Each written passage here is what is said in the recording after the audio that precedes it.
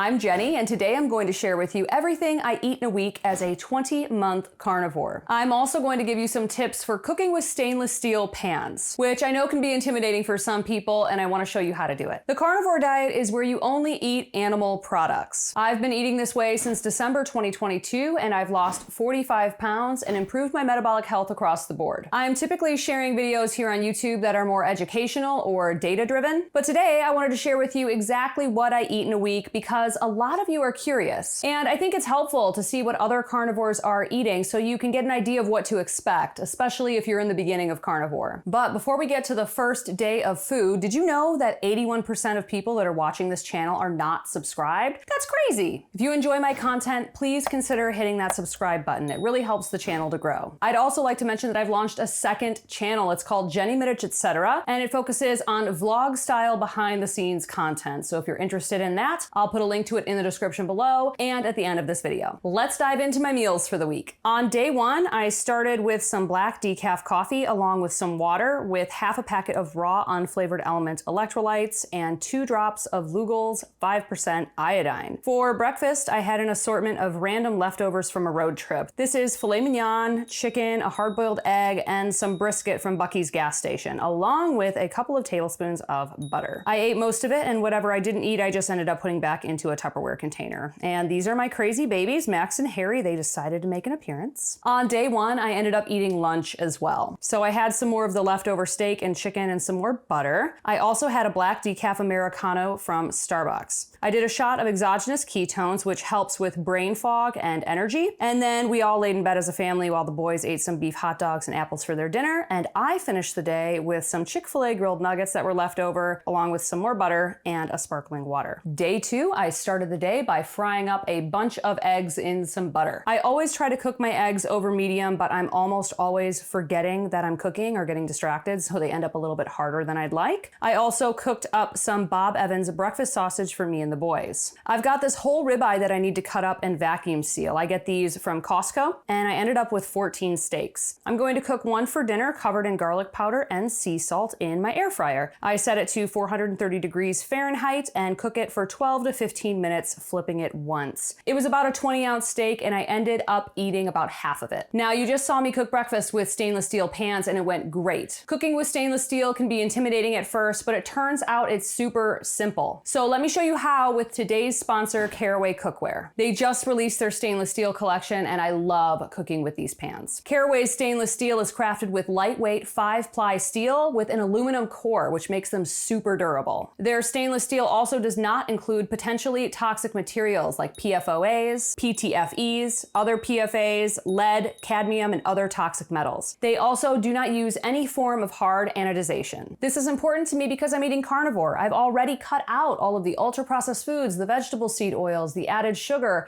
and I don't want my pans to be leaching toxic chemicals into the food that I'm cooking. But in addition to these pans being virtually toxin-free, they're also beautiful and easy to cook with. Let me show you how to cook with stainless steel pans. First off, you have to preheat the pan. This does take a little longer than you would think it would. The way that you know the pan is ready is by doing a water test. Drip a little bit of water on the surface of the pan. If the pan is not hot enough, the drops will just sizzle away. If the pan is hot enough, the drops of water will dance across the surface like little beads. This is called the Leidenfrost effect, and it's super cool when you see it for the first time. Once the pan has reached that point, you can add your cooking fat. Let that heat up for a minute or so, and then you're ready to cook. Here are some other tips. Don't cook food right from the fridge. Leave it on the counter to warm up a little bit. This will prevent sticking. Once the food is in the pan, don't move it. The pan will release the food when it's ready to be flipped. You can see this with my breakfast sausages. If you try to flip them too early, they stay stuck to the pan, but once they're ready, you can flip them and they have this beautiful brown crispiness to them. For eggs, I've had no issue with them sticking as long as I preheated the pan and then added the fat. Even with these scrambled eggs that I made here, they never stuck to the pan. Also, salt your food once it's hot. This will help prevent calcium deposits from forming pit marks on the surface of your cookware. As far as cleanup goes, I like to sop up all of the remaining fat with some paper towels, throw that away,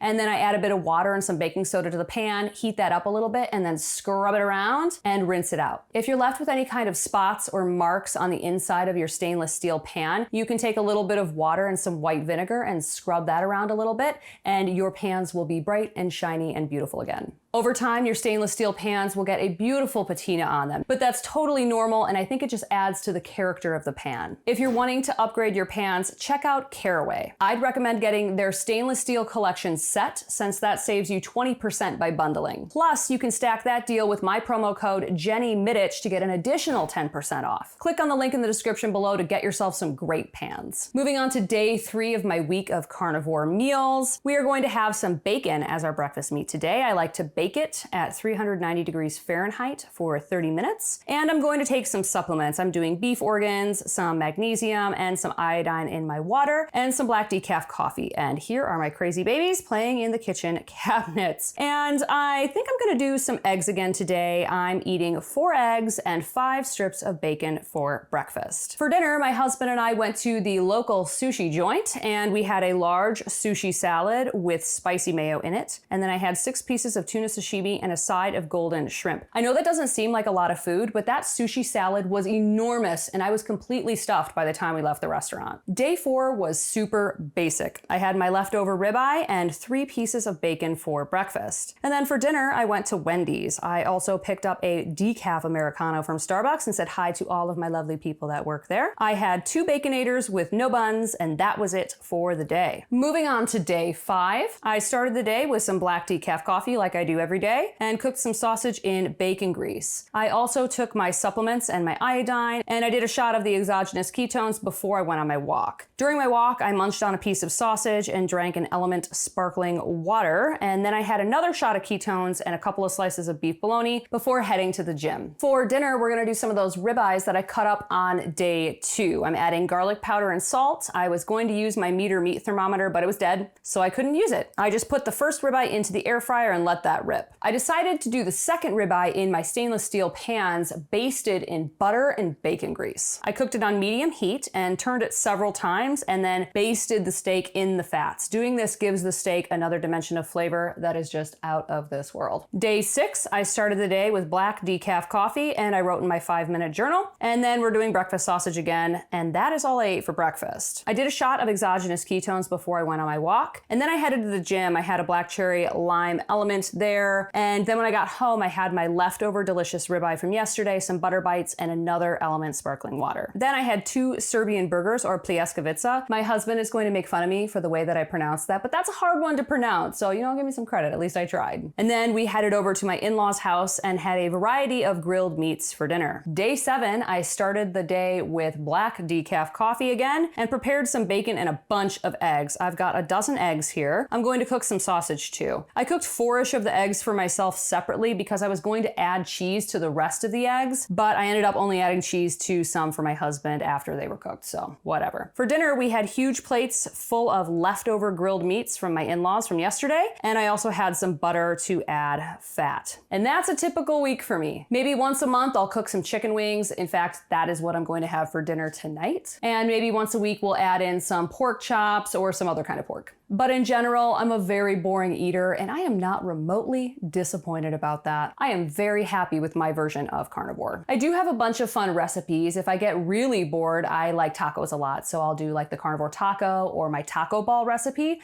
I also have a beef stroganoff recipe that is out of this world. But I work 60+ hour weeks, and I have 2.5-year-old twin toddlers, and I also have to, keep my house clean, and I'm exhausted. And eating grilled meat and eggs is the easiest solution I've found to keeping myself fed. That's one of the best things about carnivore. It's so easy to prepare your meals. I don't have to spend a ton of time in the kitchen, and I really appreciate that. I hope you enjoyed this video. I also hope you feel a little less intimidated about cooking with stainless steel pans, because they really are one of the best options if you're trying to avoid toxins in your food. Be sure to check out Caraway's stainless steel collection. The link is in the description. On the screen, I'm going to put a link to my carnivore air fryer recipe video that has that taco ball recipe I just talked about. And over here, I'm going to put a link to my ground beef recipe video that has that beef stroganoff recipe I just mentioned. I'm also going to put a link to my second channel, Jenny Mitich, etc., on the screen, so you can head over there and get subscribed. Be sure to sign up for notifications so you don't miss anything. And with that, I'll see you in the next video.